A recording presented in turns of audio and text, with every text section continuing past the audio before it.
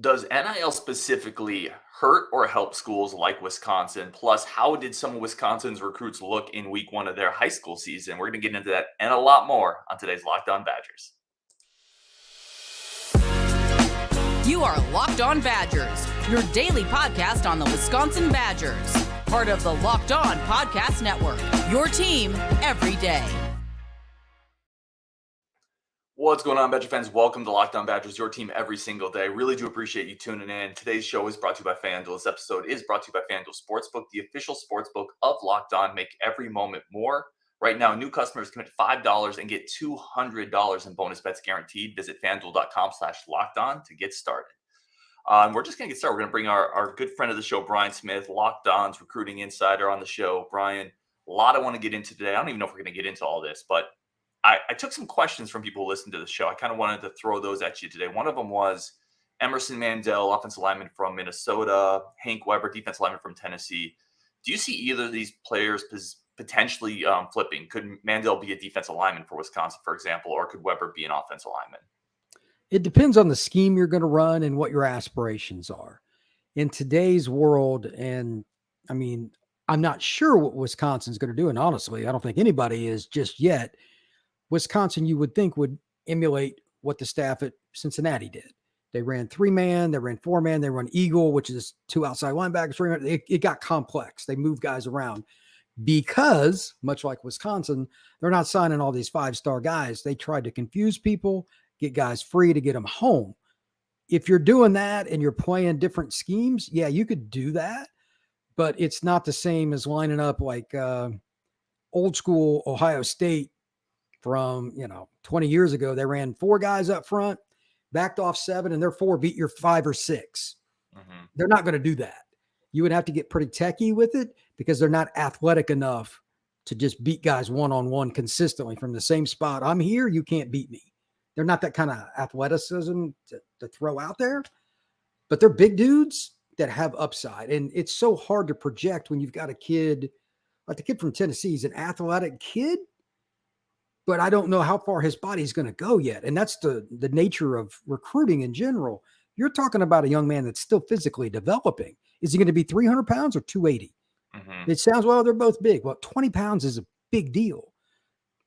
It's hard to say. So if Wisconsin's going to run multi-schemes, which, again, I expect them to, but we'll find out soon enough, yeah, there could be a chance for it. But I know what they're really asking is there a way to cheat this system because we never get the 5-star kids and still beat Georgia? And the answer is no. You at some point, you got to either beat them on the recruiting trail or you're never going to beat them on the field consistently. You could have a one-off game or something, but you're not going to catch up with them unless you beat them on the recruiting trail for elite recruits. Well, that ties into a question from the Discord. Badger Gator wanted to ask if there was one spot for the Badgers, specifically for the Badgers, to get a 5-star recruit, what would that one position be? A pure weak side edge rusher. I'm here, screw you. There's nothing you can do about it. That changes your entire defense because every play you have to account for him. When I was a kid, there was a guy by the name of Lawrence Taylor that entered the National Football League. I was a Dallas Cowboys fan, and I was scared to death of that guy. He was crazy. And, I mean, aside from the cocaine strapped to his belt, literally, he just terrorized the NFL because then they didn't have enough offensive tackles. There were athletes, and they just basically roped off that side of the field. You couldn't run on him. You couldn't pass on him. You couldn't do anything. Well, I mean, not everybody's Lawrence Taylor. I think he's the best player I've ever seen. That aside, when you have pure edge rushers, your corners don't have to cover as long.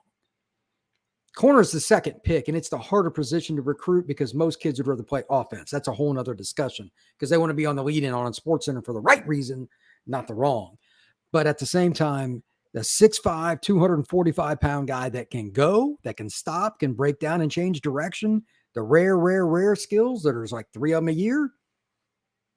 Yeah, if Wisconsin gets that guy, it changes everything. And like, look, we're getting ready to talk about one of their other kids. Agard is a really good football player, but you can scheme a little bit at corner with different coverages. Either you can pass rush or you can't. Either you can bend or you can't. Either you're at least 6'3", 6'4", or you're not. There's certain advantages of having a pass rusher that just cannot be defined. And they have to be able to play the run to a certain degree too. Like Lawrence Taylor did whatever. You have to have a guy on the edge. And Wisconsin had, like, Watt was there. How different was their defense? I mean, he's for the Steelers. Now he's, one of the top 5 defensive players in the NFL most years when he's healthy. It changes everything that an NFL team does. Where's he at? Because you cannot have guys constantly hitting your quarterback. It is the ultimate no. So that is always going to be my answer. Well, and you mentioned it, the other position for Wisconsin would be cornerback, but we've seen in this cycle, I mean, they haven't landed a 5-star guy. I don't know if they're ever going to land a 5-star cornerback, but Xavier Lucas, you really like. Agard, you really like. Jay Harper, we talked about. I like all 3 a lot. They've done a tremendous job of finding guys. So they've been able to, but you look on the defensive line, to your point, like they haven't found that one guy you would point to and say, like, that guy really raises the ceiling. No disrespect to a Hank Weber, but they haven't found that guy. So to your point, it's been harder for them to get that defensive lineman. I don't really get the why beyond just math. And here's the deal. There are more guys that are 5'11", 170 that you can coach than there are 6'3", 280 in supply and demand. In the day of NIL, and let's just be honest, the bagman, D linemen have always gotten the most money. Legally or not so legally. The Badgers aren't buying kids as a rule. Down here where I'm at, somebody getting bought is dime a dozen. So that's why they don't get kids. Plus, it's Wisconsin. Not many. There aren't many kids in Florida or Georgia or Tennessee or whatever, where Wisconsin's at. And I'm not kidding. That's just kind of the culture we live in. But it's hard to get those kids anyway. But Wisconsin's gotten some. Here's the key for them. They need to get one guy that's from the Midwest, or maybe it's a New Jersey prep school or something that's used to cold weather and stuff. There's no reason they can't get one of those kids. One, I mean, come on, let's get one. If you get one and he goes 12th in the draft, then things change. Then you might be able to get a kid from South Carolina, a kid from Texas or whatever. Not just a good one that's a developer that's like, I'm coming to play. Right now, those kids are not even taking visits to the University of Wisconsin, but they do have a coaching staff that has a history on defense, and they've recruited pretty well. But the first step is getting them on campus. I'll just ask you, was there a kid that visited that you would consider a Georgia, Alabama, Tennessee, LSU, Florida State kind of guy this year? Did he even visit it? Yeah, I would say so. They had Benedict Uma on campus. That guy's a dude. That's a start. Yeah. Like I want to say he's Canadian original. I can't remember, but he was at a prep school in Connecticut. Look, that's where you got to start. That's fine. But you have to get one of those kids and they have to hit. These kids follow who came, why, what they do, and where were they drafted. All of it. It's very important that Wisconsin gets one of those kids, because where I live, they care about zero about the school, 100% about the NFL draft. That's interesting. And you're right. They need one of those dudes. And Uma's a dude, went to Stanford. That's good luck to him going 5 and 7. They're terrible, but whatever. Get a great education. I want to move to Badger players that are committed. You mentioned Eggert having a really good start to his senior season. What did you see from that start for him?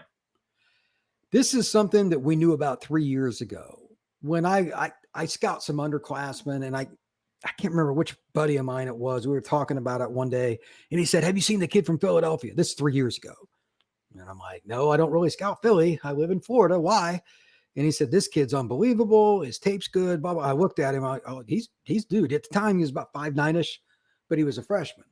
The only problem with him is he didn't get a lot taller. He's listed at 5'10", and that's probably generous, but he can scoot. He's very technically sound. I don't know if he's been trained by an NFL guy or what it is, but he does little things like an NFL player already. There was a play in the end zone. There's some games on ESPN this past weekend down in South Florida, and his team, St. Joe's, was playing, and he reached across on a ball. It should have been a touchdown. Didn't grab on the backside, deflects the ball, all the little things that you would teach a National Football League guy. And this kid's first game of his senior year of high school. That's a good sign. He was going against elite competition. So he had a couple of plays like that. He showed the speed, the change of direction, and did it against elite people on a big stage. When you combine all of that That's a player that can come in early and play. And I was thinking about this before the show. If I was a member of the Wisconsin defensive staff, where would I play him? If my answer to that is, where do they need him? Because he's not a boundary corner. He's not big enough and strong enough to take. He's going to have to gain weight. But he can play slot, or he can play to the field, and they can move things around with the safety over the top. That it gets all techie there, but he can run with anybody. He's not the biggest guy. I just think that his technicality is really good, and he reminds me, he's not quite as tall, but he reminds me of Benjamin Morrison that was at Notre Dame last year as a freshman All-American. He was like first in the country in picks. It was just all technique because he wasn't the strongest guy, but you didn't beat him on anything technique. Agard, same way. If you're that technical, you can come in and not only play, but be a very, very effective player. Yeah, talk to me about this really quick, because when people hear technical, I feel like they interpret that like you would hear game manager at quarterback, right? They interpret that as almost a backhanded compliment in a way. I don't think that's how you're intending it. No, not at all. Let me put it to you like this. I won't get into the schools or the specific players, but there are a handful of kids that didn't win starting jobs at different schools. And the reason they didn't is not because of the physical tools. It's because they didn't learn the playbook. They were lazy. They got hurt. Coaches at the college level are the most narrow-minded, thick-headed, I'm doing it my way and you are too, or kiss my you-know-what people on planet Earth. They don't care what your ranking is once you get to campus. They're nice to them in recruiting. They're not so nice to them when they get there. My way or get out. Right down the pipe. And technical just means, did you learn the things we taught you in practice, and then did you apply them? It has zero to do with game manager. That's technical means you can do some really good things if you're talking about a defensive player specifically, because some of the technical things require hip flexibility and the ability to run that other guys just can't do. That is not something Omillio struggled with. He can float. Again, he's not the tallest kid in the world, but I think he's just really athletic. Maybe he's 5'10", 5'0", whatever. But his quickness and his hand placement, his hand-eye coordination, combined with his ability to take coaching, which he's shown since he was a freshman in high school, it's insane, is elite. That means he can play early. Now, it's up to the Badgers to figure out, transfer portal guy, whatever. But there's no way that kid's not on the 2 deep next year. There's just no way. They're not getting the same kid that's going to Florida State, going to LSU and Southern Cal. They're not. This kid can play at any of those schools. I mean, Clemson wanted him. This just in, Clemson understands corner play. Yeah. I mean, that's pretty safe. When was the last time the Badgers beat Clemson for a recruit? They got a linebacker many years ago, Spencer Lytle. It's not common. I'll say that. Yeah, that's what I mean. Like, when you start getting some kids like that, you're turning the corner. One of the things that me and a few of my buddies that kind of rank kids and talk about kids and like picking like which articles we're going to write, who offered this kid is one of the most common things, and when, and how hard did they really go after, or they just offer and they're like, we'll go after this kid instead. If Clemson's after a kid, especially on defense, is picky. Like, it's the hardest school by far to get an offer from. They only offer like 50, 60 kids a year. Nobody else is even close to that out of the major Power 5. If they like a DB, I like a DB. So that's kind of how I look at it. Anyway, that's a reason that he's going to move into, I think, the 2 deep pretty quick. I don't know if he's going to enroll early, but I doubt it'll matter, because one of the reasons you want kids to enroll early, can we coach him up? Because high school kids usually need it. He won't. If he enrolls next summer, I still think he'll make the 2 deep. No, that's great feedback. All right, we're going to come back with a couple other interesting questions for Brian, including is it maybe a disadvantage that the Badgers filled up on this class so early with the full season to come? We're going to talk about that next on Locked On Badgers with Brian Smith. But first, a quick break for our friends of the show. This show is sponsored by Betterhelp. And listen, sometimes in life, we're just faced with tough choices. We're faced with adversity. We're faced with frustration, anxiety, and the path forward is not always clear. It's not always easy. And whether you're dealing with decisions around your career, relationships, or anything else, therapy can help you stay connected to what you really want while you navigate life, so you can move forward with confidence, excitement, and exuberance for life. And, my wife, I've talked about, is a therapist, and I can see she deals with so many, I don't want to call them regular life issues, but you don't just need therapy when you have a major catastrophe in life. Therapy can help you in all sorts of ways. And from little things to big things, therapy is there to help you navigate life with empathy and with just to have a little more support. And that's a good thing. That's okay. It's important to have that in life, somebody that has your back and that can help you become the best version of yourself. So if you're thinking of starting therapy, give BetterHelp a try. It's entirely online, designed to be convenient, flexible, suited to your schedule. Let therapy be your map with BetterHelp. Visit betterhelp.com/lockedoncollege today. Get 10% off your first month. That's BetterHelp, HELP.com/lockedoncollege. All right, appreciate everybody tuning in. Let's get Brian back on here. Brian, this is another question I got, and I thought this was an interesting one. The Badgers have mostly filled up on their class. Now, I think there's room for one or two. Is that a good thing this early in the cycle? I don't want to say this early, but before the season starts, if this is a really good year, have the Badgers maybe missed an opportunity to flip some kids? It's a really unique debate. I mean, what they would say, like if any member of the Badgers staff was where I'm sitting right now, they would never say anything other than we did the right thing. The answer to that is really, if this is what we can get, then we're good. You pick from the options that are available, for lack of a better term. Wisconsin would like to have had some other kids, sure. But I think they know that this is a slow build. And my guess, maybe I'm wrong, Wisconsin's coaching staff is probably going to be there a while. And they're just going to incrementally grow. They're not going to try and shock the world. Like I made a comment the other day. I run the Locked On Seminoles podcast. And I said, it's unbelievable what Norvell and his staff have done at Florida State, because like a lot of other schools, they took a ton of transfers, but unlike them, for the most part, they're hitting. For whatever reason, their evaluations have just done very well by and large. Wisconsin's not the kind of school academically and all that probably going to allow that as much to begin. And B, they did it their own way at Cincinnati, taking a lot of kids with their own evaluations. In some ways, similar to what Norvell did with some of the kids out of high school too. But they developed guys over long periods of time. If you looked at their depth chart the last couple of years, they were good at Cincinnati. They had a ton of juniors, seniors, and fifth-year seniors. Kind of Tom Osborne, Nebraska, 1980s to early 90s, before they really got good, when they hit the home run on a couple of key recruits like Tommy Frazier, took them over the top. I think that's kind of the plan with what Wisconsin wants, because they're going to have to win with system more at Wisconsin than just like rolling out the football like Kirby Smart does. But at the same time, they'll slowly get more and more of those kids. This year's an advantage. Like the kid they got from Alabama, the DB, look, he can play for anybody. It's just there's so many good DBs in the South. He got a little overlooked, and he took the school that really wanted him. Go where you wanted, not where you want to go. It's kind of an old saying. We hear it all the time in the recruiting down here. Jay Harbaugh decided he wanted to be a Badger because they wanted him. And he's going to go get coached. So I think Wisconsin's on the right path, and it's okay what they did. If a kid decommits or something, you replace him during the year. It's not a big deal, but I trust in this coaching staff's evaluations. So I think they'll be okay. Well, I hate to say they'll find room for a guy they really want, but I think for the most part, if you had an opportunity to flip somebody that you would consider, or the coaching staff would consider a vital piece, they'll find.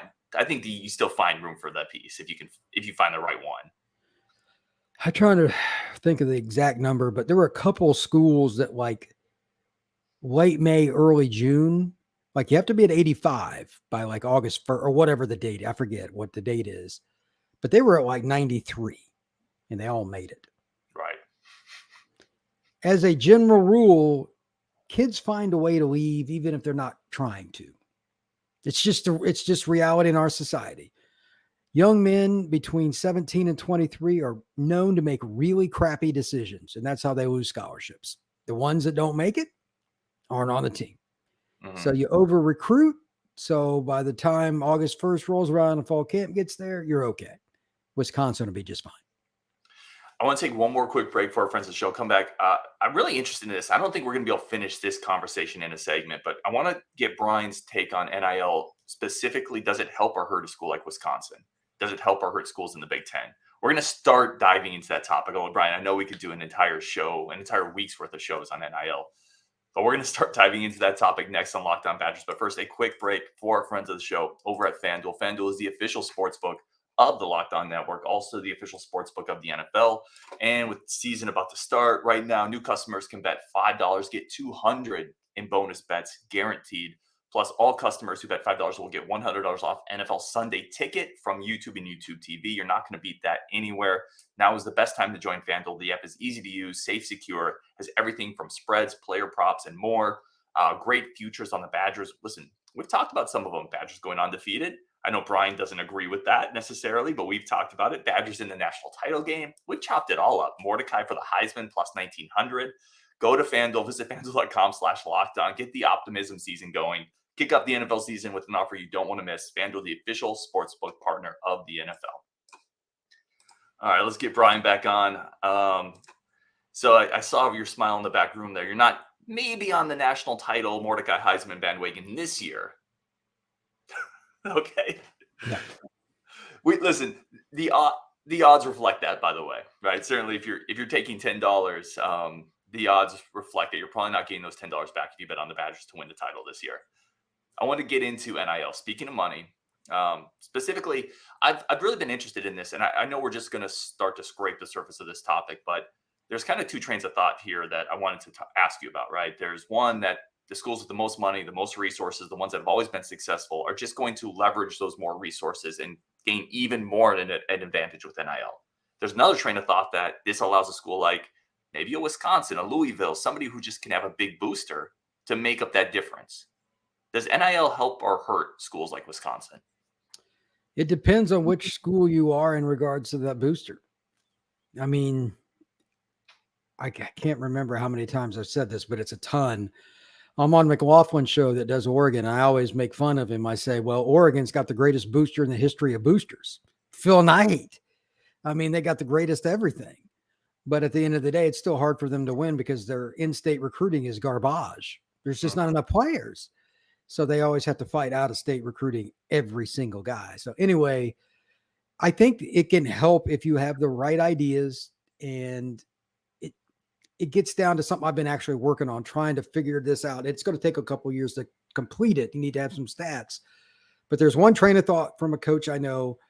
They hate, and I mean hate, the upfront NIL money. And to a certain degree, Saban doesn't like it either. But it's not like Alabama's a clean program either. There's a fine line there. There's certain kids ain't coming unless you're buying them. And they're usually the really elite defensive linemen that we were talking about earlier. Like those kids, a lot of times, they don't come from the greatest backgrounds, and they're trying to pay the mortgage. Is what it is. But as far as NIL, are you at least going to give them something up front? What do they get as freshmen? Is it going to be based on performance? Is it going to be based on how does it work? There's tier systems. I know there's a certain school that has tiers after you're there. You don't make much up front, but if you do just a little bit, even as a freshman, you're making like 50 to 75K a year. Just, you played a little bit. And then if you do something, you're making hundreds of thousands. So it just depends on how you do it. I know there's another school last year, not an NIL school, but a booster decided, and they were involved with the kid and they weren't going to get him. Well, they did get him because they ponied up just for that player. So it's a round robin of all kinds of things that can happen, but it really does come down to, are you going to pay for some big name guys is probably the biggest thing that, like, Wisconsin's never going to just go out and do the things that like Florida's collective has done suddenly. They decided they were tired of losing kids to everybody. They just went out and their NIL went nuts. That's why their class is where it's at right now. And it's from out-of-state kids, Mississippi, Texas, all over the place. They just decided they weren't going to have it anymore. Whether or not that works with chemistry, and that's why some guys don't like the NIL, is another discussion to itself. And there's just not enough feedback, in my opinion. Ask me in 26. Mm-hmm. We need to see. There's one school in College Station that hasn't gone so well, but that's just one school, though. I need more points. So I think that you can do it the way Wisconsin is, but you gotta spend probably more than they have. Especially, again, I'll just use it as an example. If you want elite D linemen, going the free route's probably not going to get you there. There's no shortcut, is what you're saying. Not really. What about zooming out even a little bit more, Big Ten versus SEC from a big picture standpoint? Because these are the two power conferences going forward. I think everybody kind of understands that with the Pac-12 schools coming into the Big Ten and Texas, Oklahoma going to the SEC. Is the philosophy different in the SEC in general than the Big Ten? I mean, to be honest, it's really about culture. I try to explain this to people best I can, but it's not the same until you do it.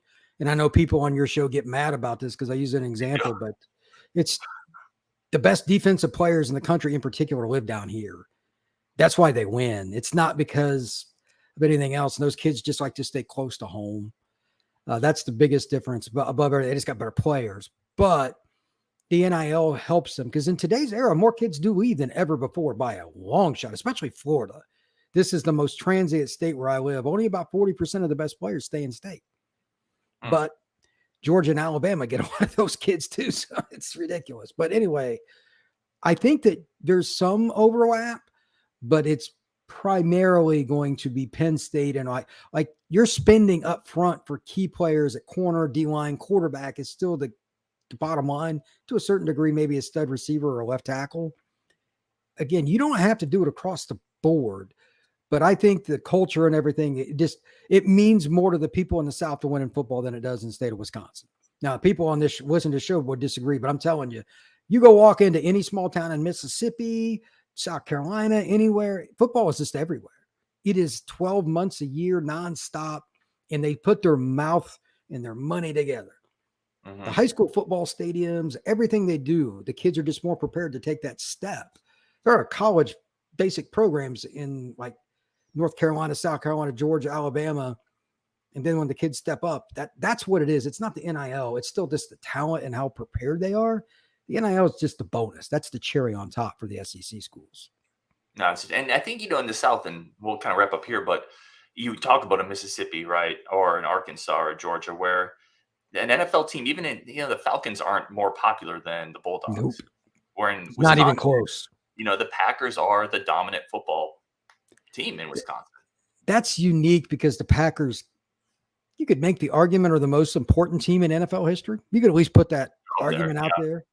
They're top 5 to 8 on anybody's. Even a Bears fan would probably say that by and large. And that's probably makes them, my cousins in Chicago would probably throw things at me for saying that, but it's just true.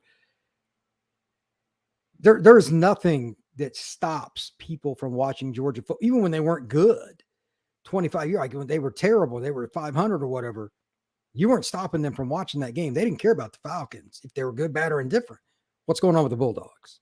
Mm-hmm. It's just different down here because it's all about family and culture, very tight knit. You kind of have to live it to understand it. And that's part of the reason that they'll cheat more down here. They take it more serious. They'll spend more. They'll donate more. They do not care. They have to win. They cannot stand it any other way. This is great insight. And like I said, we're going to keep diving into this because I think this is fascinating. It's fascinating for me. He is Brian Smith, Locked On's recruiting insider. Brian, thank you as always. Really do appreciate it. I think next week, Wisconsin was Buffalo this week, but I think next week you and I are going to talk a little Wisconsin-Washington State as well. I'm excited to get your take on that. I'm very excited about that game. Those are the kinds of games that make college football special. Because, I mean, nothing against every NFL stadium. They're all great, but like the Palouse, the Palouse is loose and all that. There's just so much culture. Like, what does Wisconsin have in common with the state of Washington? Nothing. That's why it's cool. So it's a lot of fun. Right. I think both states like beer. That is true.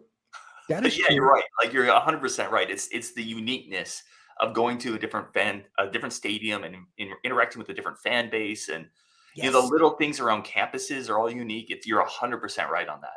It's a blast, man. There's nothing like a college football road game. It's awesome. Yep. I love it. All right, he is Brian Smith. For everyone tuning in, thank you so much. A bunch of game content coming up this week on Wisconsin, and we'll talk later.